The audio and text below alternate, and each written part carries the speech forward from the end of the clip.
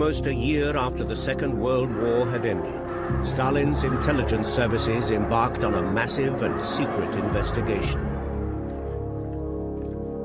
Codenamed Operation Myth, it was subtitled An Investigation into the Disappearance of Adolf Hitler.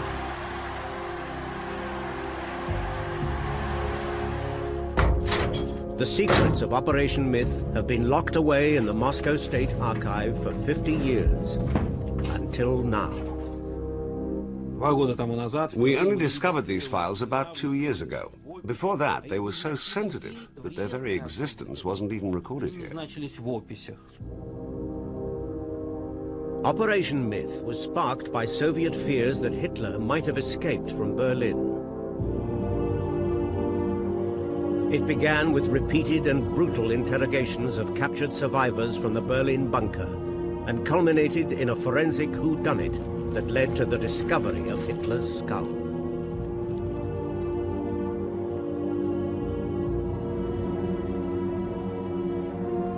This was the last and most thorough in a line of investigations that had begun even before the war had ended.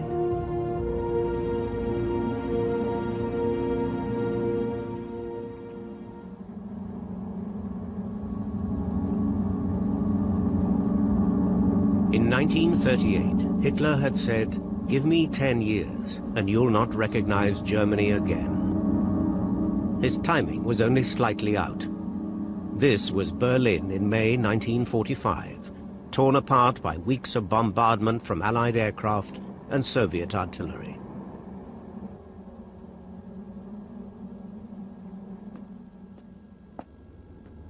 On May the 2nd, the German forces defending Berlin surrendered to the Red Army.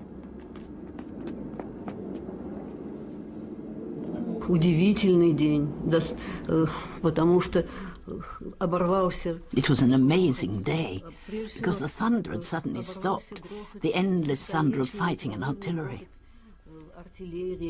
The Germans were throwing down their weapons, and many of them were taking off their helmets too, and throwing them on the ground.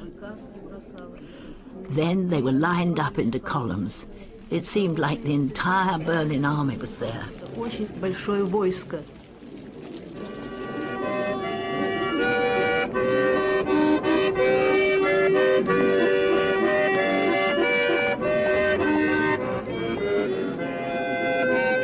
But even capturing Berlin was not enough for Stalin.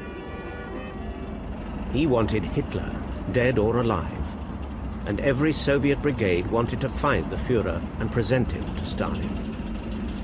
The reconnaissance unit of the 3rd Shock Army had scoured the streets, questioning anyone who might have information on Hitler's whereabouts. Even before the city fell, it had pinpointed his hiding place. Девушка перешла линию фронта. We'd found a young woman who was trying to get across the front line. Она сопровождала. She told us that she was a nurse and that she had taken some wounded people to the Reich Chancellery. В Рейхканцелярии. And when she got there, she'd heard from other medical staff and some soldiers that Hitler was there in his bunker. Там, в бункере. The entrance to the bunker complex stood here, in the center of Berlin.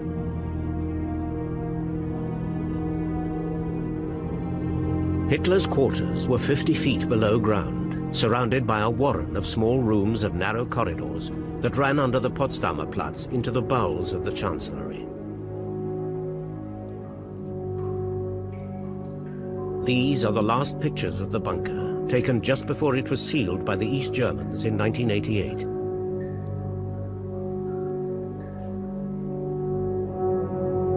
The murals by Hitler's SS bodyguards would have been amongst the first sights to greet the Russians who entered here on May the 2nd, 1945.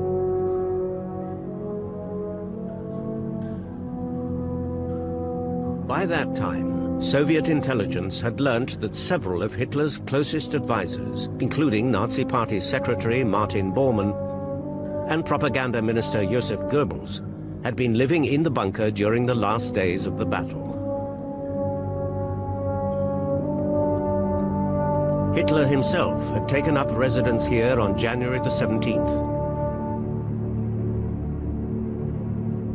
This is the last photograph taken of him, standing by the bunker entrance surveying bomb damage.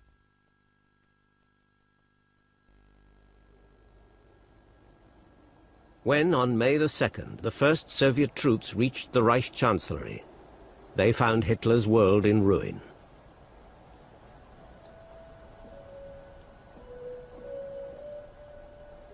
Passing through the building to the garden beyond, they arrived at the emergency exit to the bunker. There, on the ground, a few feet away, lay the charred bodies of Joseph Goebbels and his wife, Magda.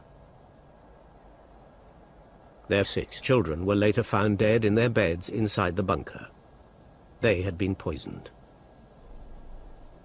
Nur Frau Goebbels.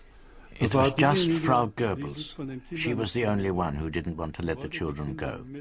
She wanted them to die with her. And I remember Dr. Naumann telling me that Goebbels himself had wanted the children to be evacuated from Berlin.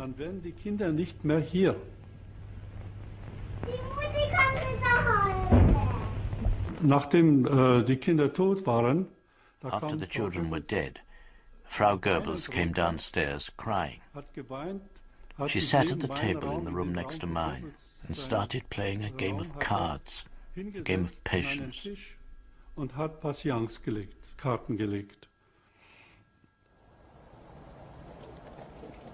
Next to arrive at the Chancellery was the reconnaissance unit of the 3rd Shock Army. They brought with them one of Hitler's former confidants, Admiral Voss, now a Soviet prisoner.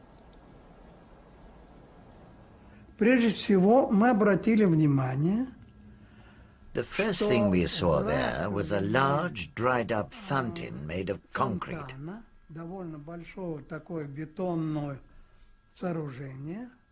It was full of dead bodies. You couldn't fail to notice it the moment you walked in.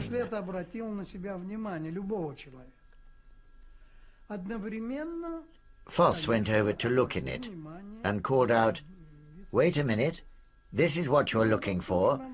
Here he is. That's Hitler." Then he studied the body for a time, and finally he said, "No, I was wrong. It's not Hitler." But the press was told that Hitler had been found, causing embarrassment and anger in Moscow. There was one other detail. Maybe I'm wrong, but the body had no shoes on, only socks, and they were darned. Tell me, would Hitler wear darned socks? Surely not.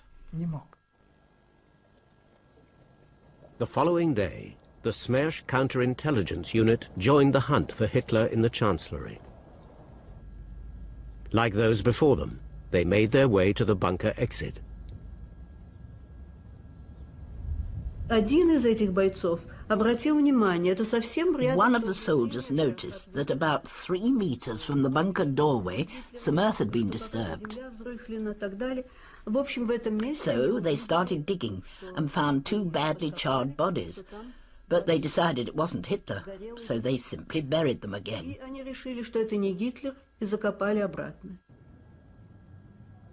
But the next day, interrogators learned from high-ranking prisoners that the bodies of Hitler and his longtime mistress, Eva Braun, had been burnt before burial. So the 2 charred corpses were exhumed again. Такая масса сгоревшего тела, но с элементами все-таки человеческой. It was all a mass of burnt flesh. There were elements of human form. There was a hand and some other recognizable features. I mean, it was clearly a human being and the body of a man. But I had no wish to examine it in any detail, and the face was unrecognizable. So maybe it was Hitler. So what? But the Smersh unit was worried that another brigade would take the bodies and steal the credit. So the two corpses were bundled into ammunition crates and spirited away. The corpses from the bunker garden were brought to this clinic in Buch, on the outskirts of Berlin.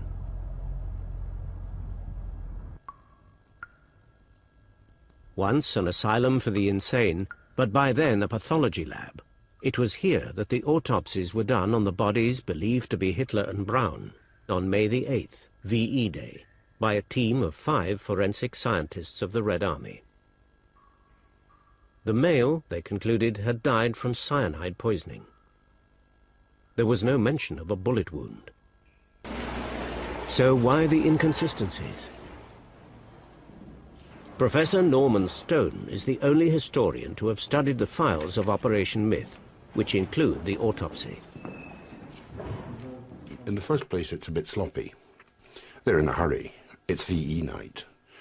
The second thing is that I suspect they were being leaned on by somebody simply to say he didn't shoot himself like a man of guts. He munched on poison, and that he'd killed his wife first of all. It sounds like good propaganda, and I suspect they were leaned on. I mean, doctors in the Stalin system were leaned on. We can demonstrate it in other cases. The forensic team did at least acknowledge that the bodies were so damaged they could only be identified with certainty through their teeth.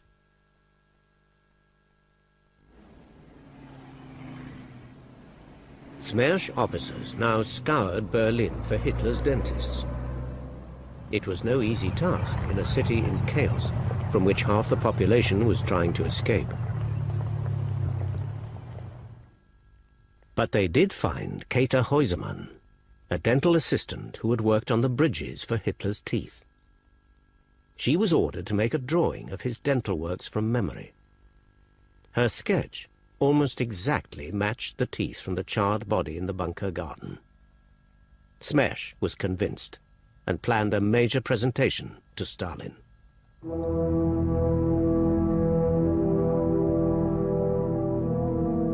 Along with the confirmation of Hitler's death, Smersh presented Stalin with a wealth of trophies plundered from Hitler's apartments in the Chancellery.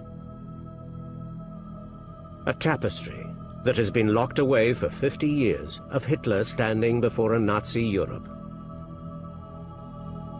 A walking stick celebrating the annexation of Austria.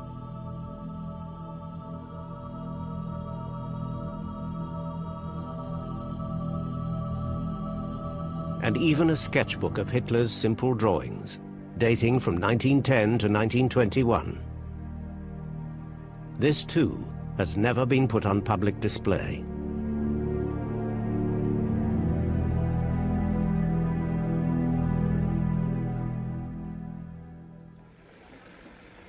Whether or not Stalin believed the reports of Hitler's death, he certainly did not share them with his Western allies. At the Potsdam Conference in July, he told President Truman that Hitler had not been found and was assumed to be in hiding in the West.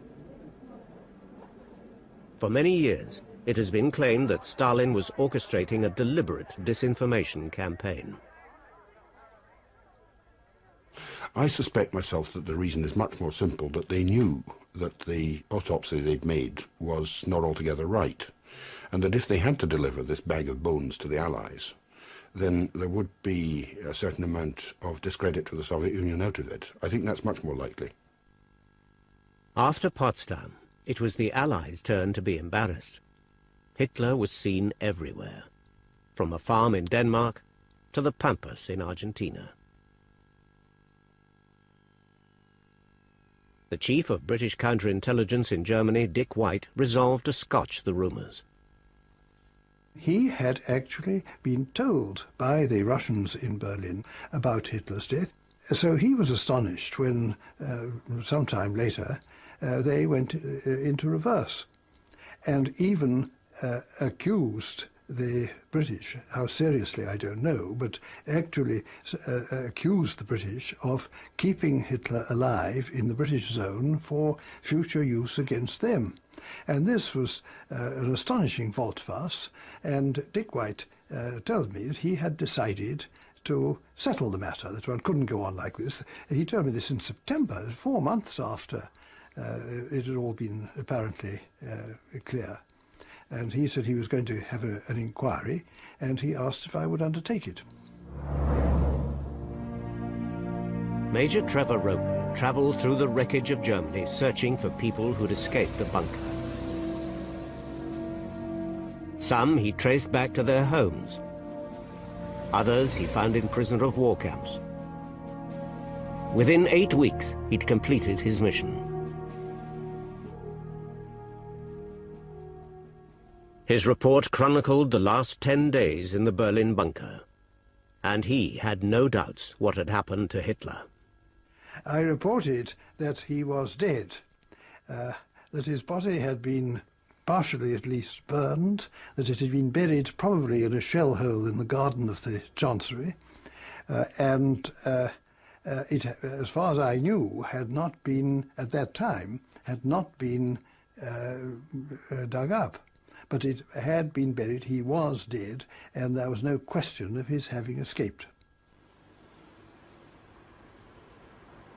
But in Moscow, they were now doubting their own intelligence reports. It wasn't just the autopsy that raised suspicion. The interrogations, too, were discovered to have been less than thorough. There were some very remarkable conflicting statements. Some people said that he'd killed himself on the 29th, other people said it had been on the 30th. There was an extraordinary story that somebody had shot the corpse. People looked at the burning of the bodies from different angles and pronounced that it had happened in different places in the Reichskanzlei garden, this sort of thing. So there were all sorts of weak spots in the original investigation. Soviet nerves might have been calmed had they been able to re-examine the body. But Hitler's body never reached Moscow. After the autopsies here in Buch, Hitler's and Eva Braun's remains had been taken out of Berlin by the Smersh unit as it moved west with the Third Shock Army. And each time they stopped for the night, they hid the bodies from prying eyes by burying them, often in nearby woods.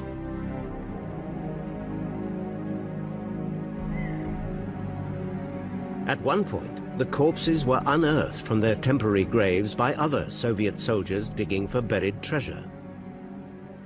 The Smersh unit returned to find the bones strewn over the undergrowth. They packed them back into their boxes and continued their journey.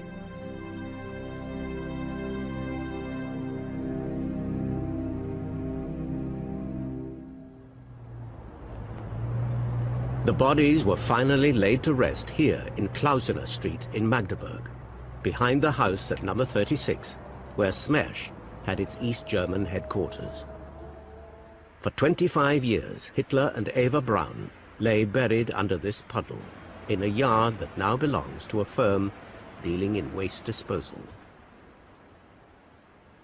You see, to transport the bodies to Soviet Union, then it would be known that the bodies are in the Soviet Union. Then we will be then facing the demands from foreign countries, show the bodies where they are, etc., etc. So these sort of inquiries politically were not necessary for us. And then we would be attaching too much importance to what remains from the bodies. The doubts raised by the original investigation might have passed without comment, but for a power struggle within the Lubyanka, headquarters of Soviet intelligence. By late 1945, Lavrenti Beria was Stalin's deputy prime minister, but his power base was under threat. The man most likely to depose him was Viktor Abakumov, who as head of Smersh had been in charge of the investigation into Hitler's whereabouts.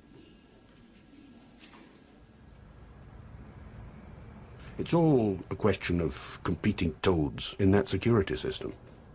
If you can get a second investigation going, which looks perfectly regular and straightforward, and you can then demonstrate that Smersh got it wrong, then you're obviously earning a lot of brownie points.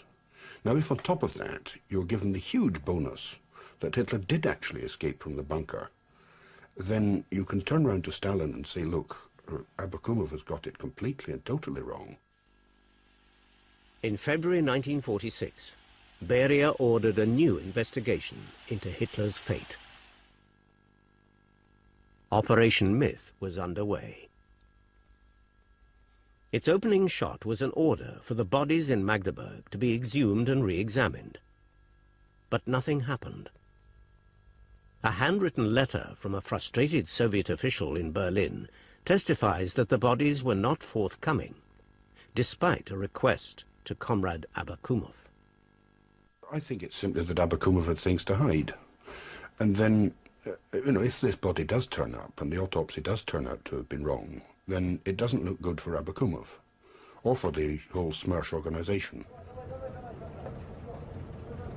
Without the bodies, the investigators turned instead to the eyewitnesses.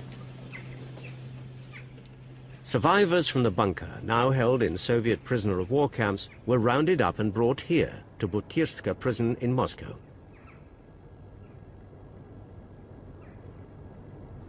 A team of interrogators was assembled to probe their accounts of Hitler's death.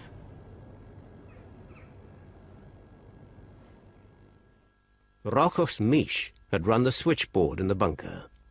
He was taken to Butyrska in February 1946. The questions were always the same, over and over, about Hitler, always about Hitler. Yes, whether he was dead, and that it wasn't Hitler who died in the bunker, but somebody else. But I can tell you again and again that it was Hitler, because I had seen him every day for 5 years. I told them, it was him, the corpse was Hitler's. And they always shouted, you're lying, you're lying.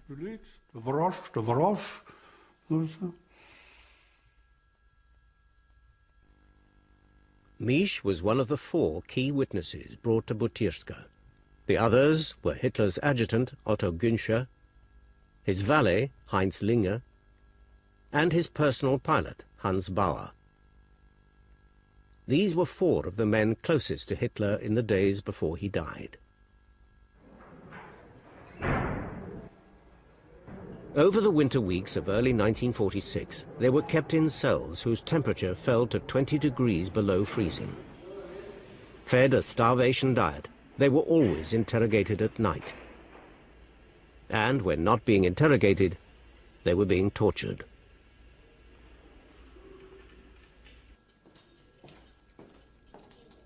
During those weeks, each of the 4 main witnesses from the bunker threatened or attempted suicide.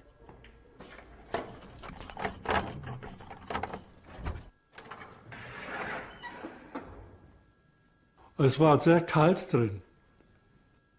Ich habe mich zusammengerollt wie eine Schnecke, ohne jene Decke. It was so cold there. I curled up like a snail, with no blankets. I just couldn't take any more. I wanted to die. Then I got hold of some paper and wrote to the minister, Beria. I said, I don't want to be beaten to death. I'm a soldier, so I asked to be shot. Ich bin Soldat und ich bitte darum, dass ich erschossen werde. But Beria wanted the prisoners alive. From their testimony, his interrogators would build a unique picture of the last days in the Berlin bunker, providing final proof of Hitler's fate. Much of what follows is taken from those interrogations.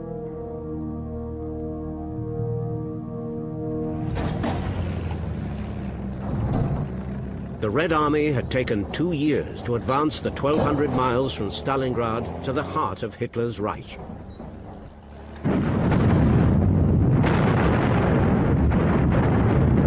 On April the 16th, 1945, it unleashed its opening barrage on Berlin and advanced towards the city.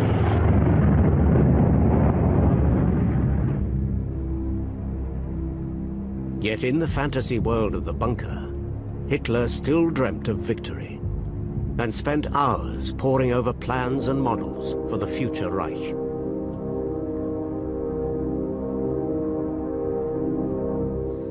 I didn't realize we were so close to defeat. Hitler's pilot, Hans Bauer, was caught up in that fantasy, as he told his cellmate in Moscow, a POW turned informer. the Führer was still busy planning the new Reich. He spent hours examining the models for new buildings intended for Berlin and other places. So we all believed things couldn't really be that bad. I know the reports from the front weren't good, but we thought if the Führer is looking at future building projects, the war couldn't be lost. We assumed he must have some secret means to win the war. A secret weapon none of us knew anything about, like the atom bomb or some death ray of incredible force.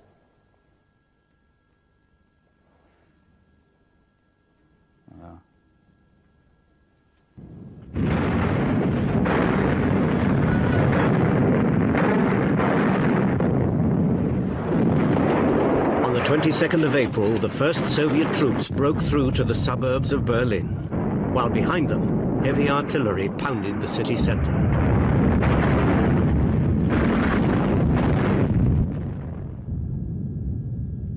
In the bunker that morning, Hitler's adjutant, Otto Günscher, was discussing the explosions that could be heard on the Potsdamer Platz above them.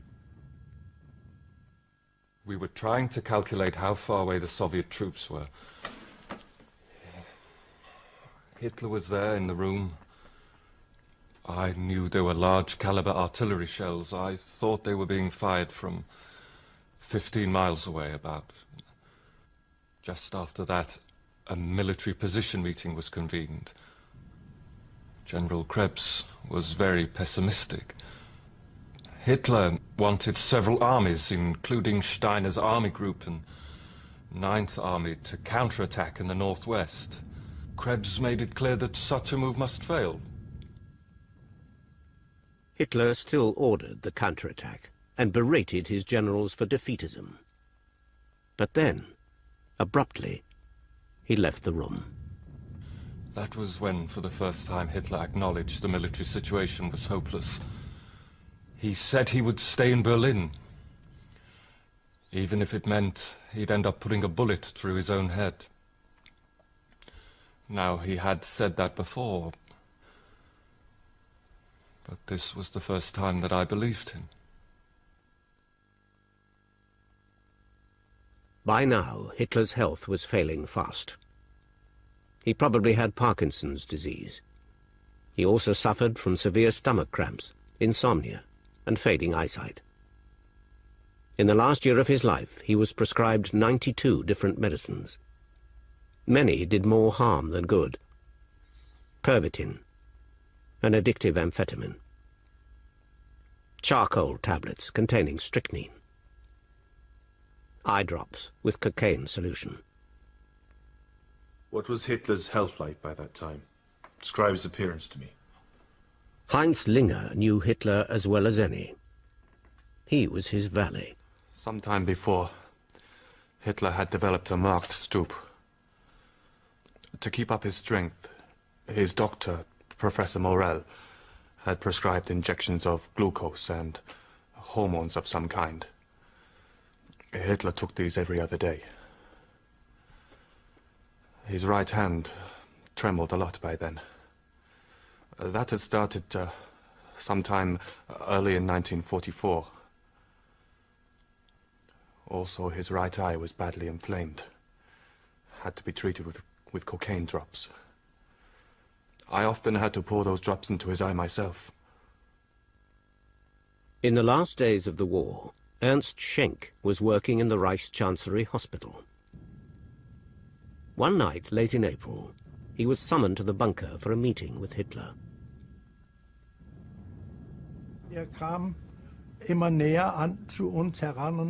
He came nearer and nearer to us. It was the first time I had seen him very close up, and I was utterly shocked. He looked lost, a very sick man.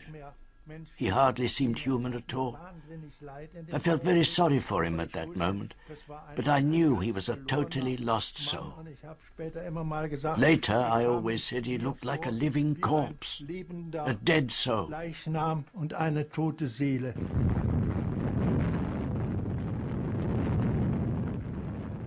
By the 25th, the city was virtually surrounded. Soldiers were deserting in their hundreds.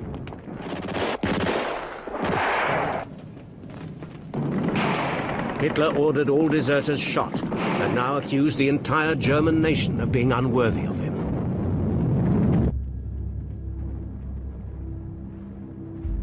He was more indulgent of his own staff. On the 22nd, he had allowed most non-essential personnel in the bunker to leave Berlin. There were now barely 20 people left attending Hitler. Amongst them was one Eva Braun. Unknown outside Hitler's closest circle, she had been his mistress since 1932. On her arrival in the bunker, she was dubbed the Angel of Death.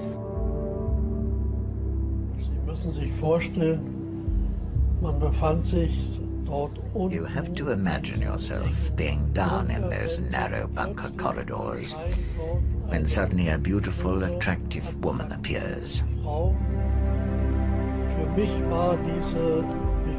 For me, that encounter with Eva Braun came as a total shock. Im Laufe eines Gesprächs hatte ich diesen Eindruck durchaus gewonnen, denn sie äußerte During my conversation with her, from the way she talked to me about how some of Hitler's advisors, like Göring and Speer, had abandoned him, I got the strongest impression that it was absolutely her wish to be there with Hitler at this time. Ihr Wunsch war, in dieser Lage bei Hitler zu sein. Und sie sagte mir auch ganz Then she said to me quite openly, I have come to Berlin to die at Hitler's side. Gekommen, an der Seite von Hitler zu sterben. For those still left in the bunker, there was little to do now but wait for Hitler and Braun to act out the last scenes of their personal drama. Das war alles, wie soll ich denn sagen, wie in einem Betonsarg, das man mit dem Leben abgeschlossen hat. It was like being in a concrete coffin, as if all life had ended. We didn't know whether it was day or night. We knew that Hitler wasn't going to leave the bunker again, and that the Russians were very near the Reich Chancellery, and that this was the end. I remember the last time I came into the bunker and closed those steel doors. They were like sluice gates. As I pushed on the handle, I thought, now I'm going to die. I'll never leave the bunker again. On the night of the 28th of April, Hitler married Eva Braun. Some claim he did so to repay her years of loyalty. Others, that he simply wanted to avoid besmirching his posthumous reputation by dying in a suicide pact with his mistress. Whatever lay behind it, the wedding was a subdued affair. He was wearing a wrinkled military jacket that he'd been lying in on his bed during the day. There was a gold party badge pinned to the jacket, an Iron Cross, first class, and a badge for being wounded in the First World War. Miss Braun looked pale and tired. She was wearing a dark blue silk dress with a grey fur stole around her shoulders. Goebbels and Bormann were waiting for them in the room. Then they closed the door. The whole ceremony lasted no more than 10 minutes. Then Bormann opened the door again, just as Hitler and Eva Braun were signing the marriage document. Early the next morning, Hitler was shown a Reuters report of Mussolini's death 2 days earlier. It described how the bodies of Mussolini and his mistress Clara Petacci had been kicked and spat on by a crowd-turned mob in Milan. The bodies were then hanged by their feet. Hitler was determined to avoid a similar fate. Morning of the 30th, Hitler sent for me and told me he was planning how to kill himself. By then the Russians were on the Potsdamer Platz. Hitler talked about being betrayed by his generals. Said his soldiers refused to fight for him. He said the Russians might drop bombs or sleeping gas on us. He told me we had invented this gas, but now the Russians had it too. Then he said, you must see to it that my body is burned, so it cannot be carried to Moscow and displayed like Mussolini's. Hitler called for you. What did he say? Hitler told me that he intended to shoot himself and ordered me to burn his body. He said Miss Braun would die with him, and I was to find petrol to burn her body too, so they could not be taken to Moscow and put on display. I got 6 20-liter cans from the garage of the Reichschancellery, but there was not enough petrol. So we had to drain the petrol tanks of some of the vehicles there. The day before he died, Hitler said that only 2 creatures had remained loyal to him, his mistress and his dog. But it did neither of them any good. He ordered that Blondie, his pet Alsatian, be used as guinea pig for testing the cyanide capsules prepared for himself and Eva Braun.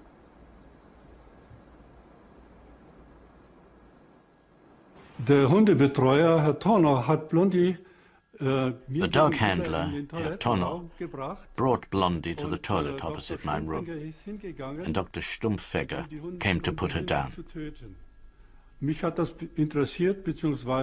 I went over and watched, out of morbid curiosity. Dr. Stumpfegger opened the dog's mouth, put something inside, and then pressed the jaws closed, and then Blondie keeled over.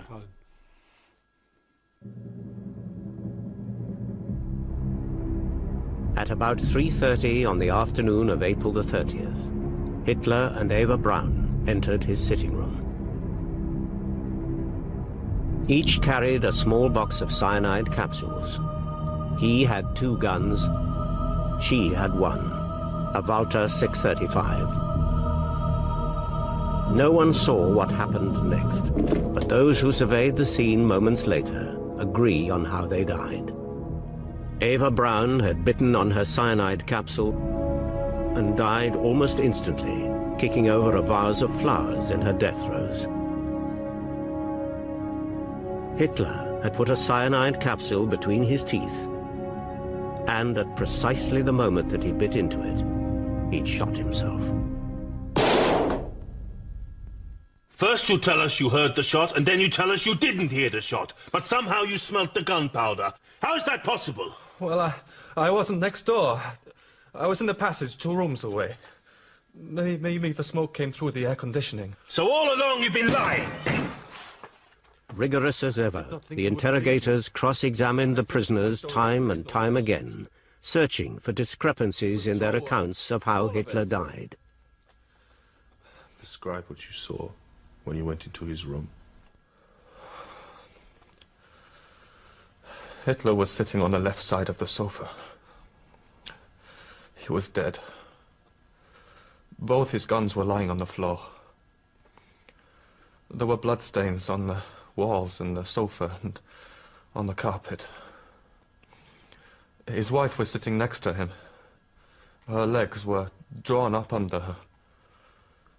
There was no visible wound on her. Otto Günscher had claimed that Hitler died not on the sofa, but on one of the armchairs.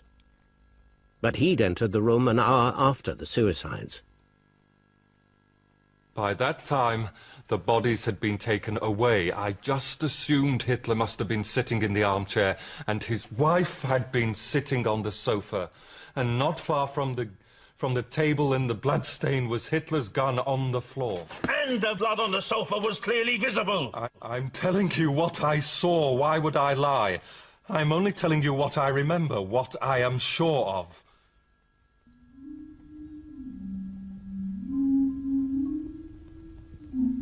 Faced with unshakable eyewitness evidence that Hitler had indeed died in the bunker, the investigators turned to the manner of his death, hoping to prove, as this Soviet film claimed, first, that he had forced Eva Braun to die with him. Ich sterben! Nein! Nein! Nein!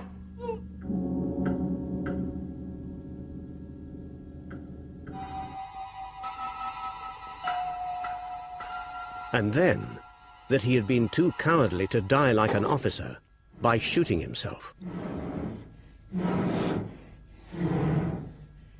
Inge!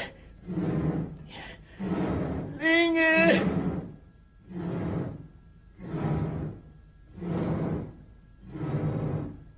They wanted to show it was his valet, Heinz Linger, who shot him after he had died from cyanide poisoning.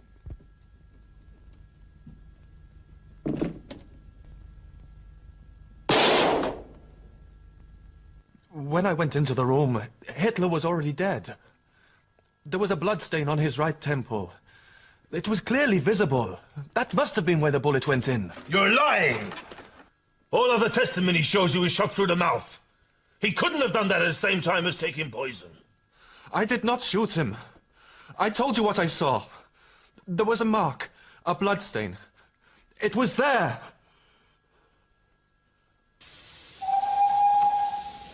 In June 1946, the prisoners from Butyrska were taken by train back to Berlin in an attempt to resolve the matter of Hitler's death once and for all.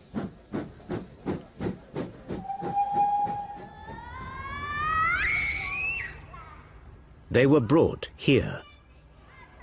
This was the bunker garden where Hitler's body had been burned. Rochus Misch was one of the prisoners brought back to Berlin. His testimony today is the same as he told his interrogators then.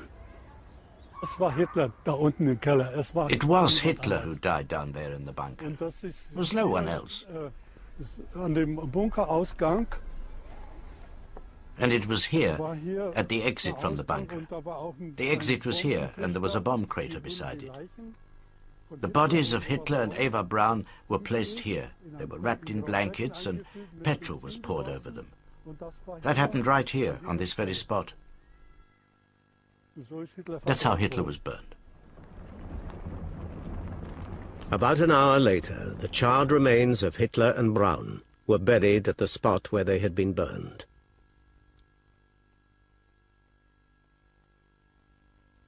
Once the prisoners taken back to Berlin had pinpointed the place where Hitler was buried, the area was dug up again. It was then that Operation Myth found its most important new evidence. 4 fragments of a man's skull, the largest of which had a bullet hole through it. This, for once, corresponded with the original autopsy, which had reported that part of Hitler's skull was missing. The fragments were fitted together and photographed. To me, it's quite obvious why these fragments were not exhumed in 1945, but were only found in 46. It was because the shot with which Hitler killed himself dislodged this particular portion of the skull, so it was left hanging on only by the skin. You can see this bone contains a bullet hole. This is the exit wound, and here on the inside is the entry point. And when they burnt the corpse, the skin burned and this fragment became detached. And here you can clearly see the marks from the flames. The investigation team prepared a presentation pack to show Stalin what they had found in Berlin. Along with the skull were photos of Hitler's sofa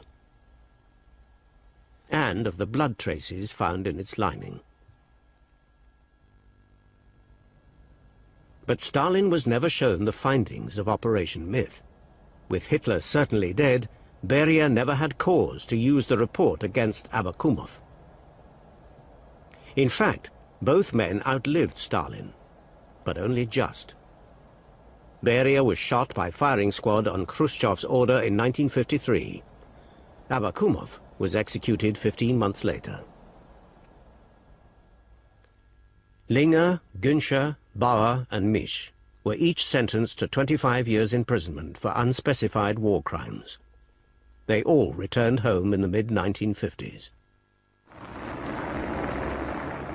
As for the bodies in Magdeburg, they remained untouched until 1970, when Yuri Andropov was chairman of the KGB. We reported to him that, well, still something remains from the bones of Hitler and Eva Braun. And then it was decided to destroy them completely. And it was done in 1970. So there is an act duly done on the destruction.